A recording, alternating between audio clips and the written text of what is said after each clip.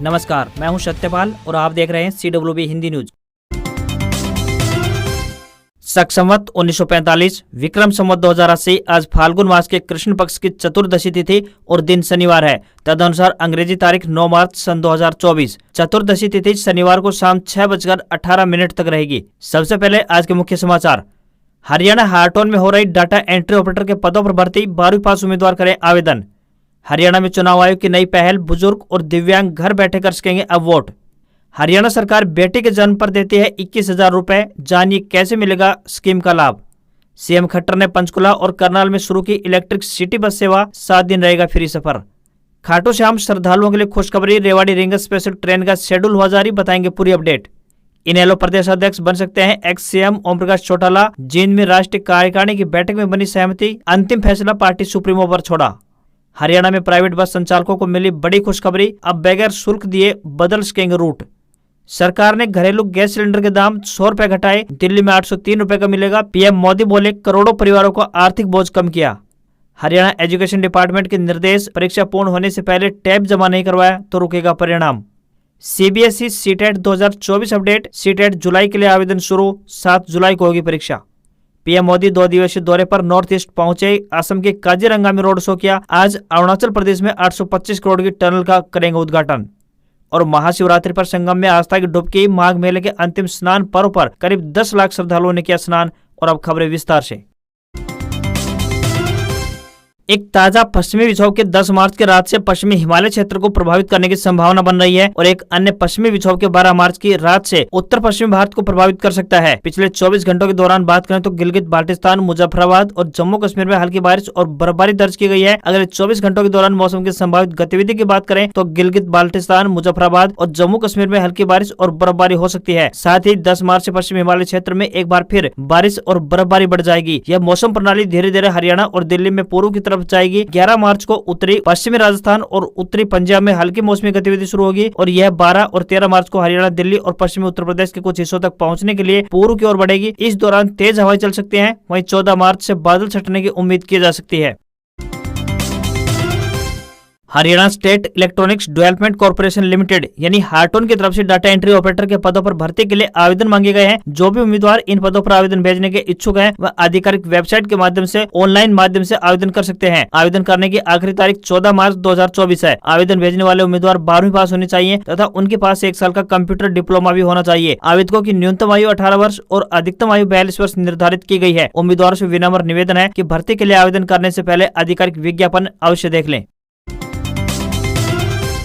देश भर में इस साल होने वाले लोकसभा चुनाव को देखते हुए भारतीय निर्वाचन आयोग अपनी तैयारियों में जुट गया है। वहीं हरियाणा में भी चुनाव आयोग ने बुजुर्गों और दिव्यांग जनों के लिए एक बड़ी पहल करते हुए उन्हें राहत पहुंचाने का काम किया है। चुनाव आयोग ने उन्हें घर बैठकर ही वोट डालने की सुविधा प्रदान की है। संबंधित रिटर्निंग अधिकारी की ओर से इस संदर्भ में अधिकारियों व कर्मचारियों को बुजुर्गों व दिव्यांग जनों के घर भेजा जाएगा। बुजुर्ग और दिव्यांग अगर घर से ही बैलेट पेपर के लिए मतदान करना चाहते हैं तो इसके लिए उन्हें फॉर्म 12D भरकर देना होगा। वहीं दिव्यांग जनों को अपनी दिव्यांगता का प्रमाण पत्र देना होगा। 40% से अधिक दिव्यांग लोगों को ही घर पर बैलेट पेपर के जरिए मतदान करने की सुविधा मिल जाएगी। जो बुजुर्ग और दिव्यांग मतदान केंद्र में ही आकर वोटिंग करना चाहेंगे, उन्हें मतदान केंद्र तक लाने और वापस घर छोड़ने के लिए ट्रांसपोर्ट की सुविधा प्रशासन द्वारा की जाएगी। व्हील चेयर का भी आयोग ने प्रबंध किया है। झज्जर में भाजपा के प्रदेश अध्यक्ष नायब सिंह सैनी ने मौजूदा सांसदों की टिकट काटने की संभावना पर कहा कि संसदीय बोर्ड तय करेगा कि किसकी टिकट कटेगी और कौन कहां से लड़ेगा। वे शुक्रवार को पन्ना प्रमुख सम्मेलन के बाद पत्रकारों से बातचीत कर रहे थे। भाजपा जेजेपी गठबंधन को लेकर पूछे गए सवाल पर सैनी ने कहा कि केंद्रीय नेतृत्व गठबंधन पर फैसला तय करेगा। फिलहाल भाजपा सभी 10 सीटों पर चुनाव लड़ने जा रही है। उन्होंने कहा कि कांग्रेस राज्य में हुड्डा के घर बैठकर सरकारी नौकरियों की चयनित उम्मीदवारों की सूची तय होती थी। डबल इंजन की सरकार में गरीब व काबिल युवा की सरकारी नौकरियां लगाई गई है। साथ ही उन्होंने यह भी कहा कि कांग्रेस राज में गरीब सरकार को ढूंढता था, लेकिन अब गरीब को ढूंढकर सरकार लाभ पहुंचा रही है।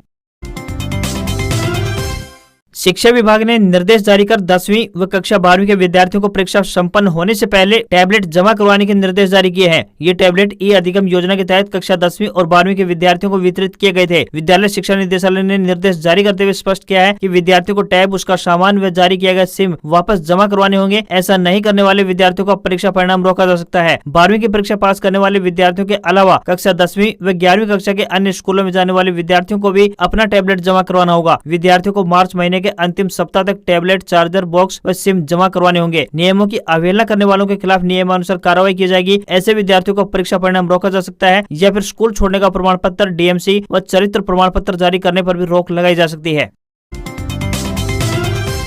देश में कुछ लोगों की सोच लड़कियों के प्रति नकारात्मक है। आज भी भ्रूण हत्या जैसे आपराधिक मामले सामने आते रहते हैं। इसकी वजह से लड़की और लड़कों के अनुपात में काफी अंतर है। इसी के मद्देनजर देखते हुए हरियाणा सरकार ने आपकी बेटी हमारी बेटी योजना का आरंभ किया है। आपकी बेटी हमारी बेटी योजना के अंतर्गत हरियाणा की वे सभी लड़कियां जो 22 जनवरी 2015 को या फिर उसके बाद पैदा हुई हैं, उन्हें 21,000 रुपए की आर्थिक सहायता हरियाणा सरकार द्वारा प्रदान की जाएगी। यह आर्थिक सहायता उन्हें 18 साल की आयु पूरी होने के बाद प्रदान की जाएगी। इसके अलावा यदि परिवार में कोई दूसरी बेटी जन्म लेती है तो उसे 5 साल तक 5,000 रुपए की आर्थिक सहायता भी दी जाएगी। इस योजना का लाभ लेने के लिए माता को प्रेग्नेंट होने पर अपने नजदीकी आंगनवाड़ी केंद्र में रजिस्ट्रेशन करवाना होगा। हरियाणा की बेटी अनुसूचित जनजाति, अनुसूचित जाति या फिर बीपीएल श्रेणी में आती हो। सीबीएसई ने सीटेट जुलाई 2024 के लिए आवेदन प्रक्रिया आरंभ कर दी है। जो उम्मीदवार केंद्रीय शिक्षक पात्रता परीक्षा के जुलाई सत्र में शामिल होना चाहते हैं, वे सीटेट की आधिकारिक वेबसाइट पर जाकर रजिस्ट्रेशन कर सकते हैं। इसके लिए ऑनलाइन आवेदन की आखिरी तारीख 2 अप्रैल 2024 है। सीटेट परीक्षा का आयोजन 7 जुलाई 2024 को होगा। इसके साथ ही आपको बता दें कि फीस सबमिट करने की लास्ट डेट भी 2 अप्रैल 2024 है। सीटेट परीक्षा के लिए 2 पेपर का आयोजन होता है। दोनों पेपर के लिए सामान्य ओबीसी ईडब्ल्यूएस वर्ग को 1200 रुपए का भुगतान करना होगा, जबकि एक पेपर के लिए 1,000 रुपए देने होंगे। वहीं SC, ST व दिव्यांग को दोनों पेपर के लिए 600 रुपए जमा करने पड़ेंगे और एक पेपर के लिए उन्हें 500 रुपए देने पड़ेंगे। आप सीटेट की आधिकारिक वेबसाइट www.ctet.nic.in पर जाकर अप्लाई कर सकते हैं। मुख्यमंत्री मनोहर लाल खट्टर ने शुक्रवार को पंचकुला और करनाल के लिए इलेक्ट्रिक सिटी बस सेवा का शुभारंभ किया। इस मौके पर मुख्यमंत्री ने पहले 7 दिनों के लिए इलेक्ट्रिक सिटी बस सेवा मुफ्त यानी फ्री करने की घोषणा की। मुख्यमंत्री ने सिटी बस सेवा शुरू होने पर पंचकुला और करनाल के लोगों को बधाई और शुभकामनाएं भी दी हैं। फिलहाल पंचकुला और करनाल में 5-5 बसें इलेक्ट्रिक सिटी बस सेवा में शामिल की गई हैं। इन 45 सीटर इलेक्ट्रिक बसों का किराया पहले 5 किलोमीटर के लिए 10 रुपए तय किया गया है। इसके बाद हर 3 किलोमीटर पर किराया 5 रुपए बढ़ जाएगा। मुख्यमंत्री ने कहा कि इससे पहले यह सुविधा पानीपत और यमुनानगर में शुरू की जा चुकी है। हरियाणा के जींद में इनेलो के राष्ट्रीय व राज्य कार्यकारिणी की बैठक हुई। इसमें प्रदेश भर के पदाधिकारियों ने भाग लिया। मुख्य वक्ता के तौर पर पूर्व सीएम चौधरी ओम प्रकाश चौटाला और एलनाबाद से विधायक अभय सिंह चौटाला ने भी भाग लिया। इस दौरान ओम प्रकाश चौटाला को नया प्रदेश अध्यक्ष बनने पर सहमति बनी। इस अवसर पर ओम प्रकाश चौटाला ने कहा कि प्रदेश में आज कानून और सुरक्षा व्यवस्था का जनाजा निकला हुआ है। अराजक तत्व सरेआम लोगों को मार रहे हैं, उन्हें कानून तक का खौफ नहीं है। स्वास्थ्य शिक्षा का बुरा हाल है। इनेलो के प्रधान महासचिव अभय सिंह चौटाला ने पार्टी का नया प्रदेश अध्यक्ष नियुक्त करने को लेकर राय मांगी तो सभी ने सर्वसम्मति से पार्टी सुप्रीमो ओम प्रकाश चौटाला को नया प्रदेश अध्यक्ष नियुक्त करने का फैसला लिया गया। हालांकि अंतिम फैसला पार्टी सुप्रीमो पर ही छोड़ दिया गया है। ओम प्रकाश चौटाला ने कहा कि पार्टी सभी 10 लोकसभा सीटों पर मजबूती से लड़ने का काम करेगी।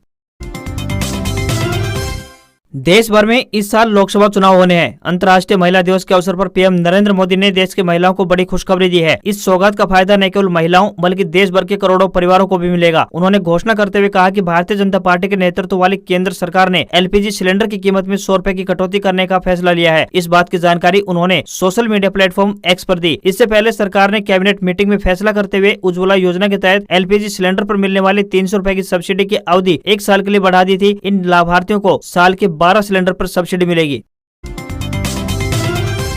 हरियाणा से खाटू श्याम धाम जाने वाले यात्रियों को भारतीय रेलवे ने एक राहत भरी खबर सुनाई है। बता दें कि इन दिनों खाटू श्याम मेले में बड़ी संख्या में श्रद्धालुओं का जमावड़ा उमड़ता है। ऐसे में यात्रियों को अतिरिक्त भीड़ भाड़ से निजात दिलाने के लिए रेलवे द्वारा स्पेशल ट्रेन संचालित करने का एक अहम फैसला लिया गया है। Train number 09637 Rewari ring special rail सेवा 11 मार्च से 22 मार्च तक यानी 12 ट्रिप रेवाड़ी से 11:40 पर रवाना होकर दोपहर बाद 2:40 पर रिंगस पहुंचेगी। इसी तरह train number 09638 rings Rewari special rail सेवा 11 मार्च से लेकर 22 मार्च तक यानी 12 ट्रिप में रिंगस से दोपहर बाद 3 बजे रवाना होकर शाम को 6:20 पर रेवाड़ी पहुंचेगी। बीच रास्ते में यह ट्रेन कुंड, काठवास, अटेली, नारनौल, अमरपुर जोरासी, निजामपुर डाबला, माउंडा, नीमकथाना, कांवट व श्री माधोपुर स्टेशनों पर दोनों दिशाओं में ठहराव करेगी।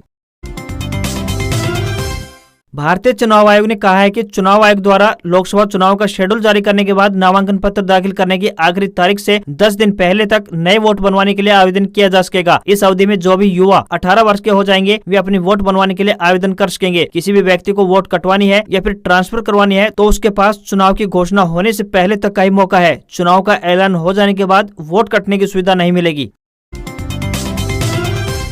रेल यात्रियों के लिए एक जरूरी खबर सामने आई है। होली पर्व पर यात्रियों को राहत पहुंचाते हुए उत्तर रेलवे ने राजपुरा जंक्शन भटिंडा रेलखंडों के बीच दोहरीकरण कार्य के स्थगित हो जाने के कारण दिनांक 22 मार्च से लेकर 30 मार्च तक आंशिक रद्द, मार्ग परिवर्तित व मार्ग में अतिरिक्त ठहराव को पुनः बहाल कर दिया है। इस रूट पर सफर करने वाली सभी ट्रेनें अब अपनी निर्धारित समय सारणी के अनुसार ही संचालित होंगी। वहीं भिवानी डेरका बालाजी भिवानी ट्रेन का जिलो भागेगा एवं काचेरा स्टेशन पर और जयपुर श्री गंगानगर जयपुर स्पेशल एवं बांद्रा श्री गंगानगर बांद्रा अमरापुर अरावली एक्सप्रेस का पलसाना स्टेशन पर ठहराव होगा। कांग्रेस ने लोकसभा चुनाव के लिए कैंडिडेट्स की पहली लिस्ट 8 मार्च को जारी कर दी है। शुक्रवार शाम 7:15 पर पार्टी के महासचिव केसी वेणुगोपाल ने 39 कैंडिडेट्स के ऐलान कर दिया। इस लिस्ट के मुताबिक बात करें तो राहुल गांधी वायनाड से चुनाव लड़ेंगे, वे अभी भी वहीं से सांसद हैं। राहुल के अलावा भूपेश बघेल और शशि थरूर के नाम भी सामने आए हैं। कांग्रेस पार्टी ने पहली लिस्ट में केरल की 20 में से 16 सीटों पर प्रत्याशी घोषित कर दिए हैं। राहुल गांधी को वायनाड और तिरुवनंतपुरम से 3 बार के सांसद रहे शशि थरूर को चौथी बार टिकट दिया गया है। इसके अलावा पार्टी महासचिव केसी वेणुगोपाल अलपुजा से चुनाव लड़ेंगे। पार्टी ने 16 नामों में से 14 को इस बार भी रिपीट किया है।